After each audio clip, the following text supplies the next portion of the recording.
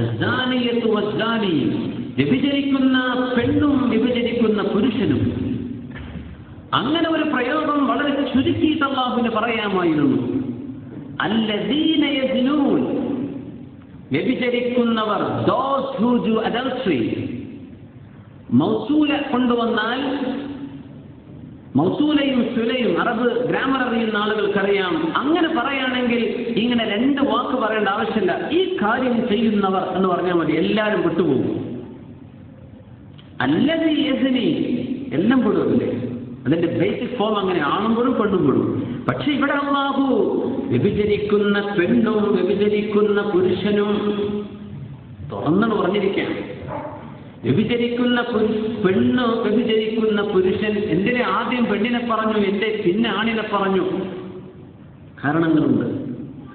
അല്ലാഹു സുബ്ഹാനഹു വ തആല മോഷണത്തെ സംബന്ധിച്ച് പറഞ്ഞപ്പോൾ അസ്സാരിഖു വസ്സാരിഖതു ഫഖ്തഉ അയ്ദിയഹുമാ, സൂറത്തുൽ മാഇദ. മോഷണം ചെയ്യുന്ന പുരുഷനും മോഷണം ചെയ്യുന്ന പെണ്ണും. അവിടെ ആദ്യം പറഞ്ഞത് പുരുഷനാണ്, പിന്നെ പെണ്ണ്. ഇവിടെ വ്യഭിചാരത്തിന്റെ വിഷയം പറഞ്ഞപ്പോൾ ആദ്യം പറഞ്ഞത് പെണ്ണാണ്, പിന്നെ പുരുഷൻ. പുരുഷന്മാർ പുണ്യവാളന്മാരാണെന്ന് പറയാനല്ല അല്ലാഹുവിന്റെ ഈ പ്രയോഗം. പക്ഷേ മോഷണം എന്ന് പറഞ്ഞ സംഗതിയിൽ മോഷ്ടിക്കാൻ ഏറ്റവും സാധ്യത കൂടിയത് പുരുഷനാണ്. കാരണം അവന്റെ തലയിലാണ് അല്ലാഹു കുടുംബത്തിന്റെ ഭാരമേൽപ്പിച്ചത്. അവനാണ് കുടുംബം നോക്കേണ്ടത്, അവനാണ് അധ്വാനിച്ചു കൊണ്ടുവരേണ്ടത്. അതിന്റെ എളുപ്പമാർഗം നോക്കി മോഷണത്തിലേക്ക് എത്തിപ്പെടാനുള്ള സാധ്യത ഏറ്റവും കൂടുതൽ, ആ ടെൻഡൻസി കൂടുതൽ കാണുക പുരുഷനിലായതിന്റെ പേരിലാണ് അല്ലാഹു അസ്സാരിഖു വസ്സാരിഖ. മോഷണം ചെയ്യുന്ന പുരുഷൻ, പിന്നെ മോഷണം ചെയ്യുന്ന പെണ്ണ്. പെണ്ണിന് വീട്ടിലിരുന്നാൽ മതി, അവൾക്ക് അധ്വാനിച്ചു കൊണ്ടുവരേണ്ട ആവശ്യമില്ല. എന്നാലും അവൾക്കൊരു പക്ഷേ ജ്വല്ലറിയിലൊക്കെ ഇങ്ങനെ ഒരുപാട് മോതിരൊക്കെ കാണുമ്പോൾ ഒന്നെടുത്താൽ അറിയില്ല എന്ന് വിചാരിച്ച് ചെയ്യുന്നവരുണ്ട് എന്ന് പറയാൻ തന്നെ അല്ലാഹു പറഞ്ഞത്. അവർക്ക് മോഷ്ടിക്കേണ്ട ഒരു കാര്യമില്ല, എന്നാലും ഒന്ന് ശ്രമിച്ചു നോക്കുക. സൂറത്തുൽ നൂറിലേക്ക് വരുമ്പോൾ അല്ലാഹു വ്യഭിചാരത്തെ പറ്റി പറയുമ്പോൾ തുടങ്ങി വെക്കുന്നത് അസ്സാനിയത്തു വസ്സാനി. ഇതിന്റെ ഒരു മസാല കൂടെ പറയട്ടെ. വ്യഭിചരിക്കുന്ന പുരുഷൻ, വ്യഭിചരിക്കുന്ന പെണ്ണ്. റസൂലുള്ളാഹി സ്വല്ലല്ലാഹു അലൈഹി വസല്ലം തങ്ങളുടെ അടുക്കൽ വന്ന് ഒരു സ്വഹാബി വന്ന് പറഞ്ഞു, ഇത് ഇമാം ശാഫിഈ റളിയല്ലാഹു അൻഹു ഒരു മസ്അലക്ക് ആധാരമാക്കിയ ഹദീസാണ്. അന്ന റജുലൻ ذهب للنبي صلى الله عليه وسلم وقال, ഒരാൾ അല്ലാഹുവിന്റെ റസൂലിന്റെ അടുത്ത് വന്നിട്ട് പറഞ്ഞു, യാ റസൂലല്ലാഹ്, അല്ലാഹുവിന്റെ റസൂലേ, വതിഅതു ഇംറഅതി ഫീ റമളാൻ, റമളാനിന്റെ പകലിൽ എന്റെ ഭാര്യയെ ഞാൻ വത്അ ചെയ്തു നബിയെ. ജിമാഅ ചെയ്തു എന്നതിനർത്ഥം വത്അഉം ജിമാഅും വ്യത്യാസമുണ്ട്. വത്അ എന്റെ ഭാര്യയെ ഞാൻ ജിമാഅ ചെയ്തു നബിയെ, ഞങ്ങൾ ശാരീരിക ബന്ധത്തിൽ ഏർപ്പെട്ടു റമളാനിന്റെ പകലിൽ.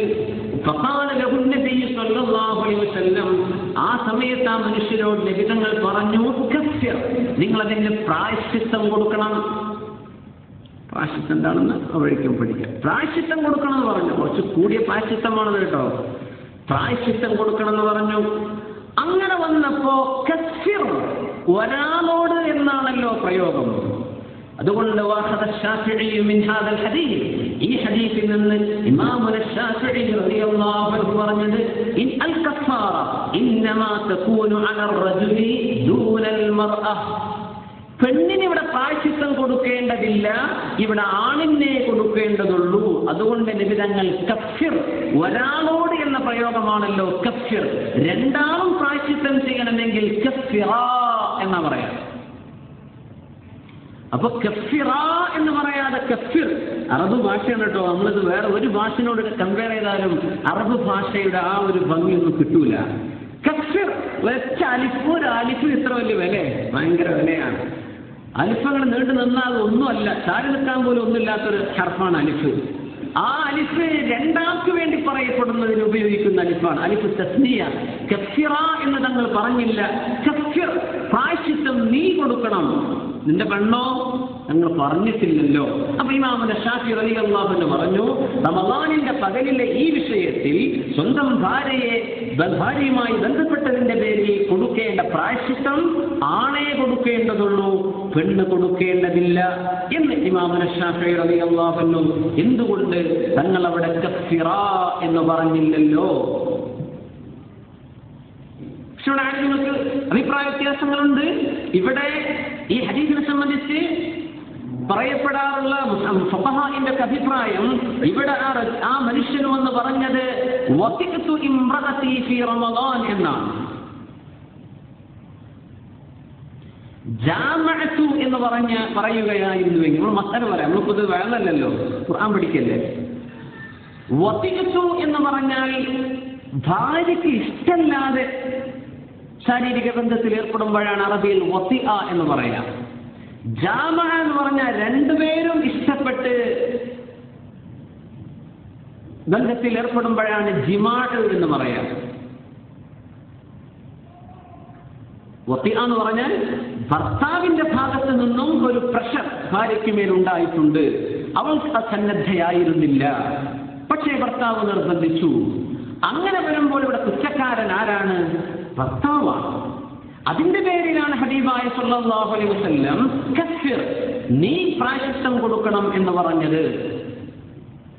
അവിടെ ജാമഅതു എന്നാണ് പറഞ്ഞിരുന്നുവെങ്കിൽ കഫിറ, രണ്ടുപേരും കൊടുക്കണം എന്ന് നബി തങ്ങൾ പറയുമായിരുന്നു എന്നും ഹദീസുകൾ പറയുന്നു. രണ്ടാൾക്കും പ്രായശ്ചിത്തമുണ്ട് എന്നാണ് പ്രബലമായ മദ്ഹബിന്റെ അഭിപ്രായം. അങ്ങനെയാണ്. പക്ഷേ ഇമാം ശാഫിഈ റളിയല്ലാഹു അൻഹു ഇങ്ങനെ അഭിപ്രായമുണ്ട്.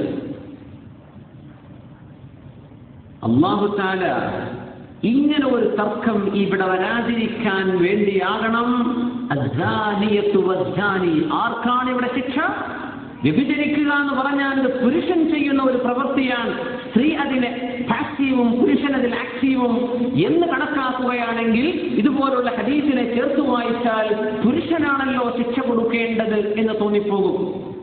അല്ല, അസ്സാനിയത്തു വസ്സാനി, സിന എന്ന് പറയുന്നത് സിനാ ബിൽ ജബർ, നമ്മൾ റൈപ്പ് എന്ന് പറയുന്ന അല്ലെങ്കിൽ ബലാത്കാരമായി ചെയ്യുന്നത്, അവിടെ പെണ്ണുങ്ങൾ നിരപരാധികളാണ്, അവർക്കത് ശിക്ഷയില്ല. പക്ഷേ സിന എന്ന് പറഞ്ഞാൽ അത് സമ്മതത്തോടുകൂടെ നിർവഹിക്കപ്പെടുന്ന ഹറാമായ ഒരു പ്രവൃത്തിയാണ്. അതിന്റെ പേരിൽ രണ്ടു പേർക്കും ശിക്ഷയുണ്ട്. ഇവിടെ ഒരു വ്യാഖ്യാനത്തിന്റെ ആവശ്യമില്ല എന്ന് പറയാൻ തന്നെയാണ് ആണിനെയും പെണ്ണിനെയും അല്ലാഹു പറഞ്ഞത്. അസ്സാനിയത്തു വസ്സാനി, ഇനി പറയാൻ പോകുന്ന നിയമം ഈ ആണിനും ബാധകമാണ്, പെണ്ണിനും ബാധകമാണ്. സുബ്ഹാനല്ലാഹ്.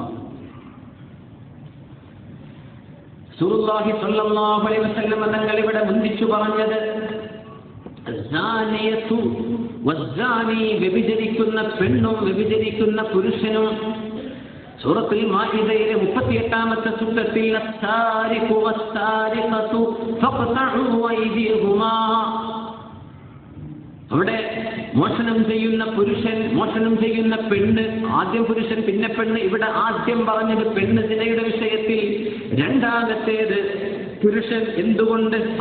മുഫസ്സിരീങ്ങൾ പറയുന്നത് ലിഅന്ന ദൗറൽ മർഅതി ഫീ മസ്അലത്തി الزنا أعظم ومدخلها أوسع فهي التي تغري الرجل وتثيره وتهيج عواطفه. لذلك أمر الحق تبارك وتعالى الرجال بغض البصر وأمر النساء بعدم إبداء الزينة. سبحان الله. അള്ളാഹുവിന്റെ ഖുർആനിലെ ഓരോ വാക്കുകളുടെ സീക്വൻസിലും മുഅ്ജിസത്തുകളുണ്ട്. അള്ളാഹു ഉപയോഗിക്കുന്ന ഹർഫുകൾക്ക് മുഅ്ജിസത്തുണ്ട്. അള്ളാഹുവിന്റെ വചനങ്ങൾക്ക് അള്ളാഹു തെരഞ്ഞെടുക്കുന്ന ലഫ്ളുകളിലും അത്ഭുതങ്ങളുണ്ട്. അസ്സാനിയത്തു വസ്സാനി എന്ന വ്യഭിചാരത്തിന്റെ വിഷയം വന്നപ്പോ പെണ്ണിനെ അല്ലാഹു മുന്തിക്കാൻ കാരണം പെണ്ണ് ഈ വിഷയത്തിൽ ചെയ്യുന്ന റോൾ ഏറ്റവും വലുതാണ്. അവളെ കൊണ്ടുണ്ടായിത്തീരുന്ന ഇതുപോലെയുള്ള സിനയുടെ സാഹചര്യങ്ങൾ വളരെ കൂടുതലാണ്. അവളാണ് പുരുഷന്മാരെ തിന്മയിലേക്ക് പ്രേരിപ്പിക്കുന്നത്. അവളാണ് പുരുഷന്മാരെ വ്യഭിചാരത്തെക്കുറിച്ച് ചിന്തിപ്പിക്കുന്നത്. അതുകൊണ്ടാണ് അല്ലാഹു പുരുഷന്മാരോട് കണ്ണ് ചിമ്മണം എന്ന് പറഞ്ഞത്.